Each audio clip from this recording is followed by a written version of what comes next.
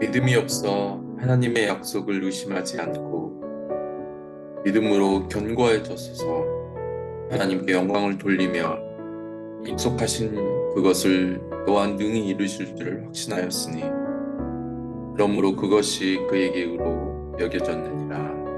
네. 하나님, 오늘도 주님을 향한 그 믿음이 하나님을 기쁘시게 하시고 내 삶 속에서 주님의 강한 용사로, 군사로 일어날 수 있는 그런 복을 누릴 수 있도록 인도하여 주옵소서. 주님을 찬양하며 감사드리며 예수 드렸습니다. 아멘. 네, 오늘은 사무엘상 17장 50절에서 58절 말씀 함께. 다윗이 이같이 물매와 돌로 블레셋 사람을 이기고 그를 쳐 죽였으나 자기 손에는 칼이 없었더라. 다윗이 달려가서 블레셋 사람을 밟고 그의 칼을 그 칼집에서 빼내어 그 칼로 그를 죽이고 그의 머리를 베니 블레셋 사람들이 자기 용사의 죽음을 보고 도망하는지라. 이스라엘과 유다 사람들이 일어나서 소리 지르며 블레셋 사람들을 쫓아 가이와 에그론 성문까지 이르렀고 블레셋 사람들의 부상자들은 사라임 가는 길에서부터 가드와 에그론까지 엎드러졌더라. 이스라엘 자손이 블레셋 사람들을 쫓다가 돌아와서 그들의 진영을 노략하였고 다윗은 그 블레셋 사람의 머리를 예루살렘으로 가져가고 갑주는 자기 장막에 두니라. 사울은 다윗이 블레셋 사람을 향하여 나아감을 보고 군사령관 아브넬에게 묻되 아브네라, 이 소년이 누구의 아들이냐? 왕이여, 왕의 사심으로 맹세하옵나니 내가 알지 못하나이다. 너는 이 청년이 누구의 아들인가 물어보라. 다윗이 그 블레셋 사람을 죽이고 돌아올 때 그 블레셋 사람의 머리가 그의 손에 있는 채 아브넬이 그를 사울 앞으로 인도하니 사울이 그에게 묻되 소년이여, 누구의 아들이냐? 하니 다윗이 대답하되 나는 주의 종 베들레헴 사람 이새의 아들이니이다. 하니라.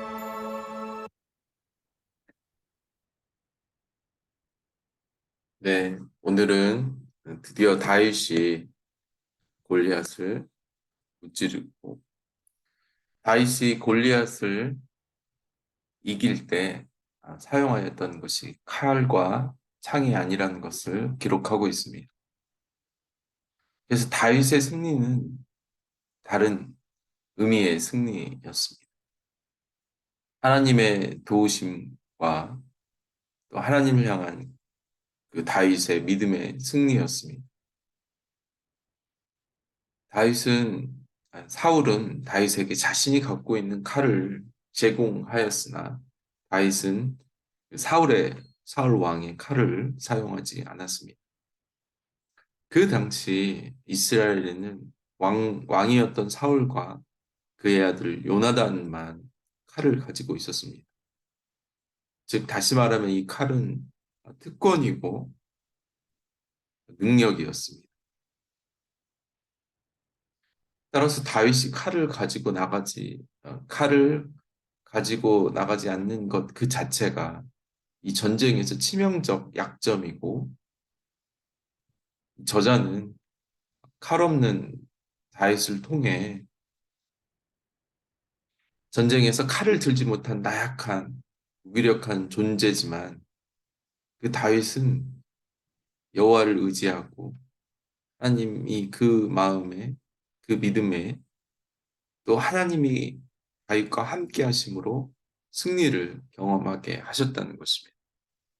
오늘 세 가지로 다윗의 승리를 정리해 보겠습니다. 51절 이스라엘과 이스라엘 군대를 모욕하던 그 골리앗 결국 다윗의 발에 짓밟히죠. 하나님을 모욕한 자의 결과입니다. 결국 다윗의 승리는 하나님의 승리입니다. 이게 첫 번째 다윗의 승리의 의미이죠. 그래서 블레셋 거인 장수 골리앗이 죽음으로 블레셋 군대는 도망하기 었습니다. 사실 골리앗이 처음 이 싸움을 걸었을 때 승패로 승자의 종이 될 것이라고, 만약에 이스라엘이 승리하면 골리앗의 군대, 블레셋의 모든 군대는 종이 될 것이라고 얘기했고, 만약에 블레셋이 승리하면 이스라엘이 자신들의 종이 될 거라고 장담하였지만 결국 블레셋 군대는 도망쳤습니다. 우리도 인간적인 눈으로 세상을 바라볼 때 골리앗처럼 강한 이 세상의 힘을 느낄 때 우리 자신이 초라해지고 우리 자신이 갖고 있는 그 무기가 무능력하고 허무하게 보일 수 있습니다. 그러니까 세상을 의지하며 살아갈 때 결국 우리가 하나님의 존재를, 하나님의 임재 자체를 잃어버릴 때 우리가 갖고 있는 그 힘의 존재 자체가 사라지는 것입니다. 결국 두려워하고 도망가야 하는 우리의 삶을 볼 수 있습니다. 두 번째, 다윗의 승리는 이스라엘 전체 군대의 승리로 만들어 줍니다. 그러니까 다윗 혼자만의 승리가 아니라 이 다윗의 승리는 이스라엘의 승리가 되는 것입니다. 52절에 이스라엘의 군대는 블레셋의 심장부 에글론 성문까지 추적하였습니다. 다윗이 그랬죠. 블레셋 군대의 시체를 공중의 새와 땅의 들짐승에게 주겠다고 하였는데 그 말씀이 그대로 선포되었습니다. 블레셋 군사의 시체가 유다의 성읍에서 사하라임, 그러니까 블레셋 성읍까지 계속 이어졌다는 말입니다. 한마디로 엄청난 승리를 했다는 것을 지금 강조하고 있습니다. 세 번째, 52절, 다윗의 승리는 하나님을 높이는 것이었습니다. 다윗의 손에 골리앗의 머리가 들려 있는 것은 다윗의 손을 말하는 것도 있지만 여호와의 손이 다윗의 손과 함께 하심으로 승리하였음을 보여주고 있습니다. 결국 이 승리는 하나님의 도우심으로 이루어졌다는 것을 말하고 있습니다. 여기서 손이 나오는데 앞장 16장에서 다윗을 아버지 이새가 사울 왕을 섬기라면서 그 다윗의 손에 아버지의 예물을 들게 하였습니다. 근데 16장에는 사울 왕을 섬기려고 아버지를 통한 그 예물이 다윗의 손에 들려 있지만 오늘 17장 오늘 본문 말씀에는 하나님의 종, 사울의 종이 아닌 하나님의 종 다윗이 골리앗의 머리를 들고 있습니다.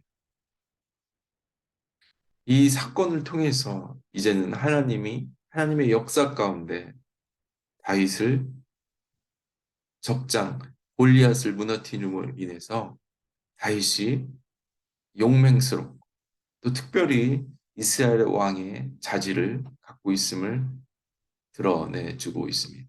그 하나님의 역사의 무대에 다윗을 세우셨습니다.